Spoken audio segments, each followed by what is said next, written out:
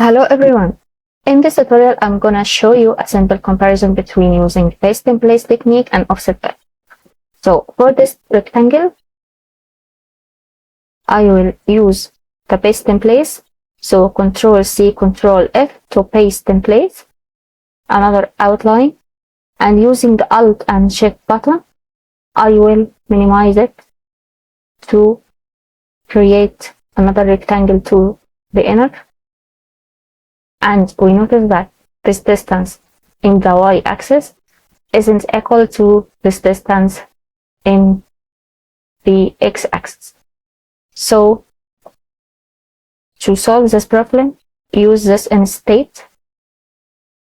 Click on the rectangle and from Object, select Path, then Offset Path.